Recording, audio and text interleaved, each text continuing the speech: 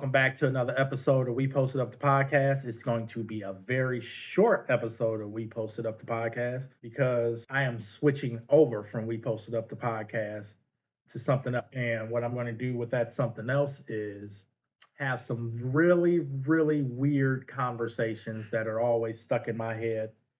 And those conversations are, you're going to actually hear those conversations play out because me and this person that I'm going to have this conversation with, we have these conversations all the time. And one day we just said, why don't we just do a podcast about all these weird conversations? And so now you guys are going to be presented with this weird stuff. So hopefully you enjoy it. And if not, it's okay. It's going to come out of my head anyway. So with that being said, that's the end of We Posted Up. Thanks for listening. And now we're going into We Posted Up Presents. And yeah, that's what it's going to be for now. We Posted Up Presents until we can come up with a name for this. I am Demond, aka D Money, and I am here with. Sheila, aka, gosh, what's my aka? What do you want to be called? The Google Queen. That works. You got another one? Or you one and done? I'm one and done. That works. Yeah, so there you go. You just heard the voice of the Google Queen. And we're going to sit here and dissect a lot of my weirdness because I have these weird conversations with her all the time. And she's weird. I'm weird. We're nerds. So a lot of the conversations that you guys get are going to be nerdy conversations and things of that nature. You got anything you want to say before we get this thing going? I'm excited to talk about weird stuff. Well, that ain't what I thought you was gonna say. What I thought you was gonna say was, "I'm the one who edits the podcast, and I've been editing it for the last couple of years." I thought you was gonna say that. Nobody But wants to know that part. that is very true. She has been editing the podcast, so she knows all the weirdness that we talk about and that we do, because she has been the one listening to our voices, very meticulous about what we do and all this stuff. So, and this is also a good thing for me because I want to see if she taps the table or anything of that nature where she gets on us about. So that'll be interesting to see and hear and see if she does that. Tapping's a pet peeve. Tapping is a bad thing, and I do it ever so often. Los does it all the time. But this is not, this We Broke Present is not me not doing podcasts with Los because we're still going to continue doing podcasts. This is just me being able to get stuff out of my head that I know I can't get out of my head when I'm doing the other podcast. So it's going to be under the We Posted Up imprint. And because why not? We're all family here, so why not keep it under this imprint? It's just going to be We Posted Up Present. And these may or may not come out the same day as the regular We Posted Up the podcast because we are going to start, Los and I are going to start back doing We Posted Up the podcast as weekly again. I have to talk to you, I guess, to see if they will come out on the same day or not because I know editing is a lot, and they can come out on different days. It's fine with me, but that's up to you, and Los. Y'all can figure that out. I'll stay out of that. But here's a conversation that the Google Queen and I have all the time, and it's my favorite one. It's about Billy Paul's "Me and Mrs. Jones." Wait, don't say anything. Let me do the setup before you even say anything. So we all know the song Billy Paul, "Me and Mrs. Jones." We got a thing going on. We all know that song. So here's what I presented to her one day, just listening to the song. And I was like, well, what if it's not an affair? What if it's a just my imagination type deal where he meets this woman every day at this cafe on some stalker shit and he's in there stalking her. She don't know him, he don't know her, but in his mind, he has formed a relationship with this woman. And you say to that, That's not what the song says. That is not the lyrics of the song. tell me something that says that, because it doesn't say anything about an affair either. Well, It's first, insinuating. he calls her Mrs. Jones to let you know that she is married. Okay. And he says she has her own obligation, and he has his. Okay, so to me, that line could be interpreted as she's going her way to work and I'm going my way to work. But We're he just in says here- that too. We're Later. just in this cafe. We meet at this cafe every day on our way to work. How about they're holding hands and making plans? That's all in his head to me. Ah. See, that's the part. That he never says that's Either way. in my head. Like never in says just my either way. imagination, they tell you that it's all in his head eventually. Okay, that's true, but he never. I think it's insinuated. But here, okay, wait. Here's a little side note too. I also tell her every time that she is right. I know the song is about an affair. I'm trying to get people to see it from another angle because I think this angle is legit, but she thinks it's BS. I think it's legit. It is BS. It's following the lyrics. Okay, continue.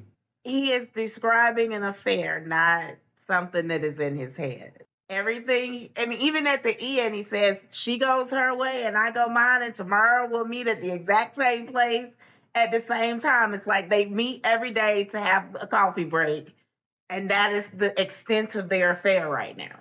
Like, he doesn't say they've actually went all the way, Exactly. but that they are starting with meeting at this cafe every day, holding hands, talking about leaving their spouses, and it ain't never gonna happen. Here's the thing. You're right. He doesn't say anything about anything line crossing unless you're married to these two people. Then this meeting every day at this cafe It's probably a line is crossing. considered line crossing. But let's just pin that for a second. The fact that he never mentions it lets you know that this could be a just my imagination situation. The fact that he calls her Mrs. Jones could be the fact that he knows that she's married, but this thing that's going on, I don't think she knows about this thing going on. Because mentally, I think I think it could be looked at as just my imagination situation. And I'm going to tell you, I'm sorry, I didn't mean to cut you off. I'm going to tell you for everybody to hear, she's right. It's a song about an affair. I'm just looking at it from a different angle, and she is not seeing my angle, so I'm trying to argue my angle. It's not that I don't see your angle. I can see it. It just don't make no sense. It makes a lot of sense. Makes absolutely no sense in the context of that song. Okay, why does it not make sense to you? Because there has to be a reason, right? It is. Because why would he be holding hands with his imagination? I've slept with a lot of people in my head. Oh, that's true. So it's very true. That's no different than anything else. I mean, it's all a figment of his imagination. That's true. But wouldn't he say that in the song somewhere, or allude to he it would in allude the song to it somewhere? He would allude to it Where somewhere. Where does he allude to it in the song that it's not really happening? He's just watching this woman and being a stalker. Nowhere. It just sounds stalkerish. Oh, it sounds stalkerish. We meet every day at the same cafe. Okay, cheaters know you can't meet at the same place all the time. That's true. True cheaters know that. You cannot meet at the same place every single time. That's true. You got to switch it up. Exactly. The rhythm has to move. That's why I feel like he's going to get coffee, she's going to get coffee, and they're just in line at the same time every time. That explains that to me. That explains the we meet every day at the same cafe part. The holding hands is just strictly, for me, in his head. This is how he sees this woman. He's fascinated with this woman. He wants to be her. He wants to be the husband. So now he's holding hands, making other plans, and all this shit while the jukebox plays our favorite song and all this shit. That's the way I'm seeing it from a different angle. And that's how I see it. I'm not saying I know I'm wrong. I'm not fit to sit up here and say I'm right. I'm wrong. I'm just like, look at it from another window. I can see where that window would come into play. I just can't make it make sense in my head. And that's fine. That's my job, to try to make it help you make it make sense in your head. Not make sense in my head. And you know, because we've had this conversation a lot. I've listened to that song over and over and over and over. And there's nothing, I'm starting to convince myself at this point, even though I know it's about an affair. There's nothing that says that he is imagining everything. Not at all. Nothing in the lyrics that even allude to it. I mean, he got so many specifics. And that's the hill you're gonna stand on. That is the hill I'm gonna die on today. That's the hill you're gonna stand on. Yes. Are you sure? I am positive. Because you know I'm asking you all this because there's something coming behind it. I'm aware. I'm waiting to argue my point. Okay. The OJ's Brandy. We're not switching to talk about this song, but Walter does not mention that it's a dog. He does. He does not. He does not. You keep saying the sitting on the step thing or the sitting on the porch thing. No. Other than an animal who is sitting on your porch in the rain. No, that does not. That a battered woman. Okay. A battered woman. Now, only reason why we know this song, great job at singing it. It's a great melody. It was written well. dog is because they came out and said it was a dog, about a dog. The writers. That's the only reason why we know. But if you really listen to that song, there's nothing in there. I know you keep going with this on the porch in the rain thing, but no, that ain't enough. That ain't enough. I need more. I need more. But that's a different conversation for a different day because we go back and forth about that one too. We but do. The Me and Mrs. Jones thing, it's just, I wish we can play music because we can break it down bar for bar. Yeah. But yeah, it's a whole ordeal. That song to me, it's a beautiful song. Billy Paul does a beautiful job He with does. it. Once again, that's another Gamble and Huff song that, along with Brandy by the OJs. So they like to do a little trickery clearly in their lyrics. I mean, you kind of had to then. Yeah, back then. But the Me and Mrs. Jones thing, I love it because it really made me. I don't know what happened. I think I listened to it in the car. You were, and you called me. Right? Yeah, and I was like, "What if this song? So what is this? What if this song is actually just my imagination situation?" I don't know where that came from for me, but I enjoy arguing it with people, and I just like doing it with that song. Well, what's another song that is not a love song, but people think it is? Oh, one that is not well known. Oh man, that's not well known. Mm-hmm. Man, it would have to be it would definitely be The Sweetest Thing by Chaka Khan, right? You know what? Sweet Thing, not The Sweetest Thing. Sweetest Thing is Lauryn Hill. I was thinking that actually. Yeah, it has to be it because people really want that song and play it at their weddings, and that song is about an affair. It certainly is. Yeah, that song. She clearly says "You're not mine" in it, and I can't deny it. Right. I didn't realize that until I was a year or so ago, maybe 2. Yeah, it's right there. It's written right there. The words are not changed. It's no secret. Nope. And yeah, people interpret that as like you're not mine at that moment, right now, at that moment. And that is not what she said. But she's literally saying you're not mine, and I can't deny you. Everybody's like, we can't deny it. No, like you're not with me, and you can't deny it. So I can't deny it. No, it's like you're not mine, and I can't deny it. Right. Yeah, that's a good one. That's a really good one because people don't. The melody is great. Chaka Khan sings it great, but the lyrics are right in your face, and people think it's a love song, and they play it at anniversaries and weddings and shit, and it's cringeworthy. It is. There's more. There's more. I was just gonna say there's Reasons. Just like Reasons. But Reasons didn't shock me. I mean, he lays it all out. Exactly. It's just a beautiful melody, and nobody pays attention to the actual words. Yeah, nobody pays attention to the words. Philip Bailey's doing a great job of singing it, and you can't really. People don't put 2 and 2 together because it's such a beautiful song. That's another song that people won't play at their weddings too. It is. Got one for you though. I Will Always Love You. Which one? But I mean, it's the same song. Right. She just remade Dolly Parton. Right. Whitney Houston did. Right. That's not a love song. Really? Really. Dolly Parton wrote that song because and you're tapping on the table. I am.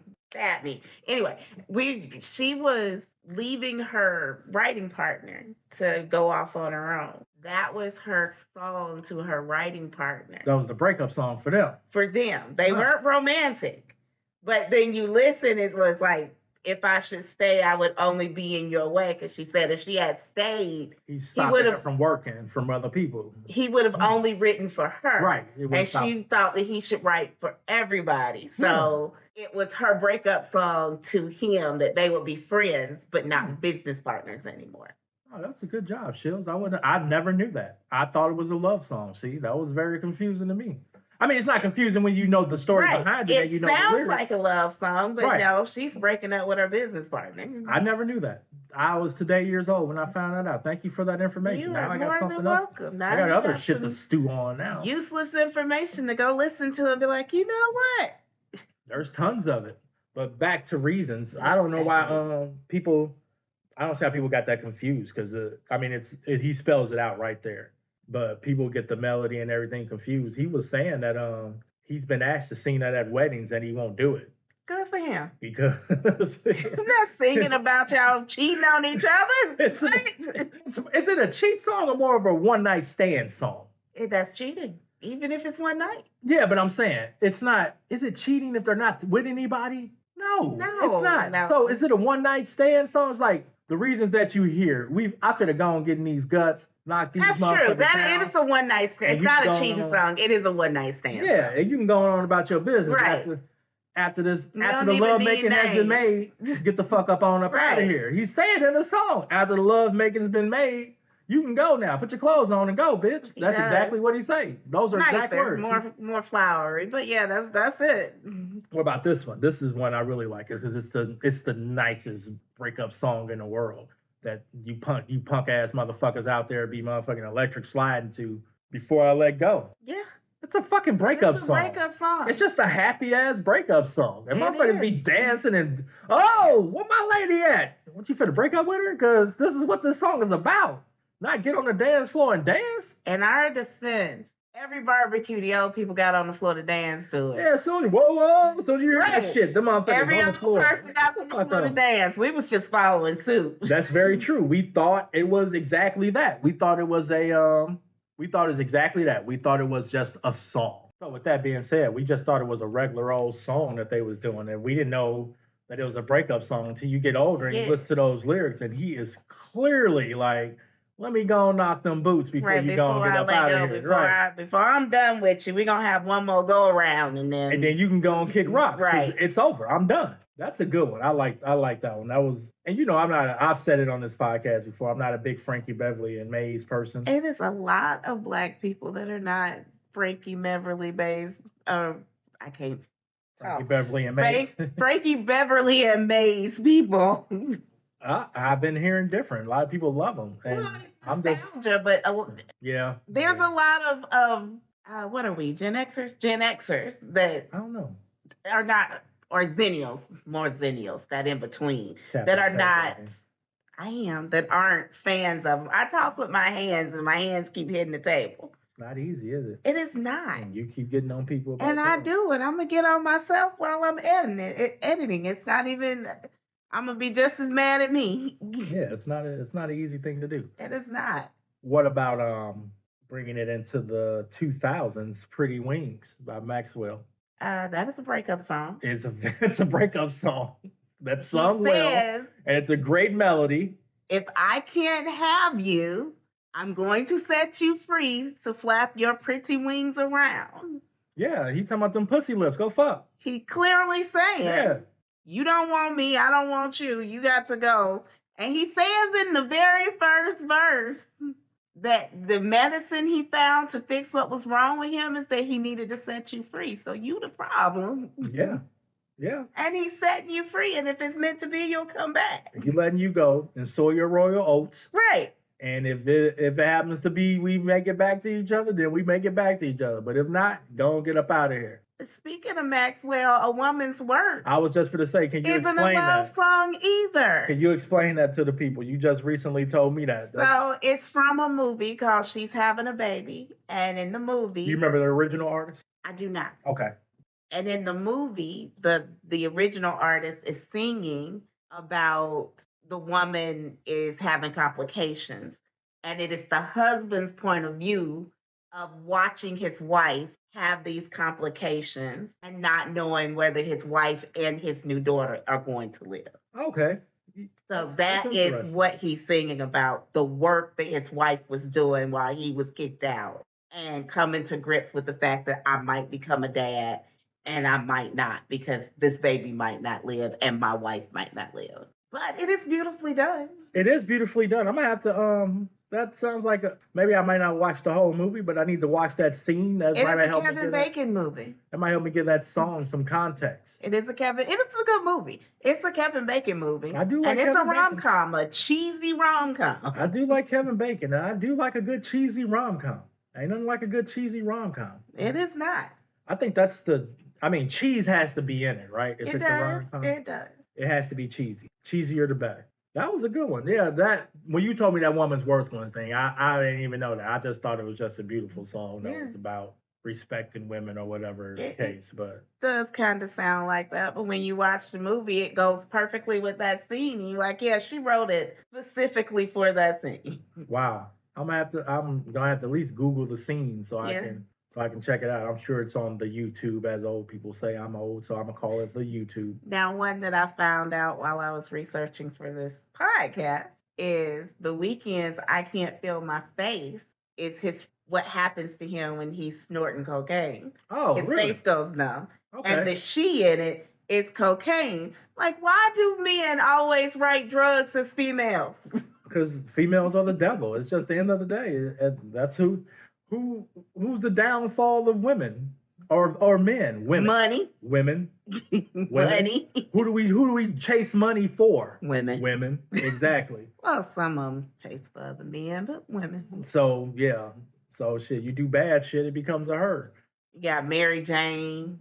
Yeah. Not female. I mean, we knew what that was about, though. I think we all knew what that was about. D'Angelo's Brown Sugar, about marijuana. Yeah, we knew what that was, right. too. We knew. But it sounds like it could be about a woman. He gets high on her love. Right. Yeah. And don't know how to behave. Yeah. Yeah, we knew that one. Yeah, men are forever writing songs about drugs and then passing it off as a woman. Yeah. About the only one I can think of that wasn't passed off as a woman is Puff the Magic Dragon. You know what? I'm glad you brought that song up. Fuck that song, and fuck the people who let us listen to it. Fuck them, man. They shouldn't have had us. Oh man, we're singing about Puff the Magic Dragon living by the sea. At school. These motherfuckers was letting us sing about fucking dope at school. While we're fucking bringing that little tent in the air and bringing it down, we puffing the Magic Dragon in this motherfucker. That's why all the teachers were happy when we were singing that shit. They're like, these dumbass kids don't even know it's about dope. Yeah. And they sitting over there just singing the shit. Speaking of fucking school and dumbass kids and teachers and shit, Whitney Houston's Saving All My Love. That shit used to be at middle school dances. They used to be playing that shit. This hoe talking about a whole affair that she's having with a married man. And knows the wife. Right. It has no qualms about it. None. That shit is diabolical. And they letting us slow dance to this shit. Even the video, she clearly knows the wife. That is crazy. And they letting us literally sit there and dance to this shit as kids. With that hand in between. You gotta have that hand between. Yeah, you gotta have that space. I can see that shit now. You just somebody can walk through it, so much space in between you and the next person. Yeah, they letting us sit up there and sing that shit and dance to it. And she's talking about a whole affair and taking this man away from his wife. Yeah. I mean, it starts off with a few stolen moments is all we can share. You got your family and they need you there. It's spelled out there. The first lyrics. The first sentences. The first couple of bars, she letting you know what it is. Yep. Yeah, you got that bitch over there, but I'm over here too. So what we gonna do? She's letting you know right out the gate. That's crazy. Here's one that I'm laughing about it because it's so far stretched that it's not even far stretched for real. All right, just the two of us. As a love song? To each other. To each other. To each other. Yeah, just the two of us. Yeah, I think he's singing to him. They got to keep it a secret. Yeah, I can see it. And I'm sorry that I haven't mentioned who it's by because it's right on the tip of my tongue. And when it comes out, it'll come out. I don't want to Google it. I could Google it, but I don't want to because I know who the song is by. I just can't think of it. Bill Withers. Yep. Bill Withers and George. It ain't George Benson. Nah, but that's what popped in my head. Yeah, mine too. Begins with a W. No, Bill Withers began with a W, but I can't think of it on top of my head, but you guys can Google it. Yeah. What if that song he's singing to him, they're talking about each other? Yeah. Think about those lyrics. The two of us building castles in the sky. Yeah. Yeah, you could definitely be singing to each other. Yeah, it's a very weird thing. I see the crystal raindrops fall and the beauty of it all is when the sun comes shining through. Yeah, it's like he's singing to him. Good I want to spend some time with you. Those who wait. I want to spend some time with you. But not for those who wait too late. Yeah, like, hey, you're going to have to come out the closet, dude. I'm ready. You want this dick? It's right here. That's what he was saying to him. Okay, I can see that one. No argument? No argument. I can totally see that one. No argument there? None. I can totally see that one. No argument there, man. I am happy there's no argument. I've totally I know it's far stretch, but I've totally. But I can see it.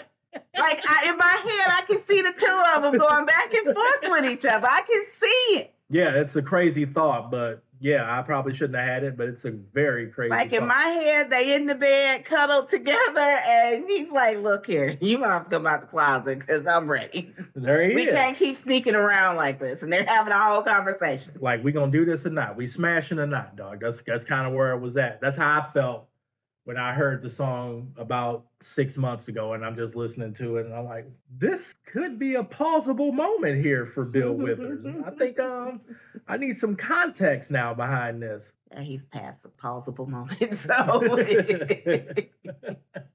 That is very true. This was pretty cool. How'd you feel about it? I had a blast.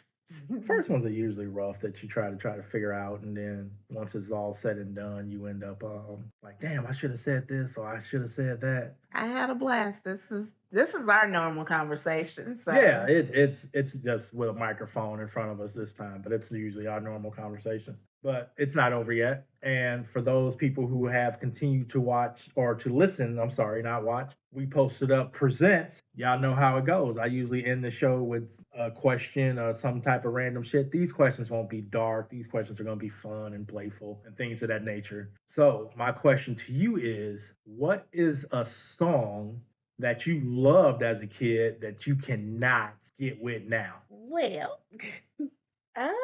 I told you one earlier, Yes. and I don't remember what I said because I'm old and it happens. I remember what you said. I don't remember what I told you. So now I'm actually sitting up in my head trying to figure out What did I say? You said Tupac. Oh yeah, California Love.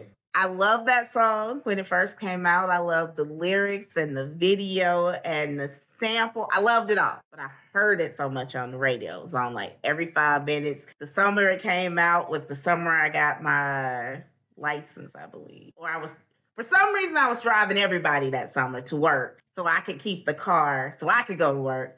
And I heard it so much that now when it comes on the radio or when it comes on a playlist, I immediately turn it off. And my 8-year-old loves it, which sucks for him because I ain't listening to it. Right. You know what? I feel you on that, except for the fact that you like the sample. I never liked the sample from the jump, and you know that it's so hard for me to say.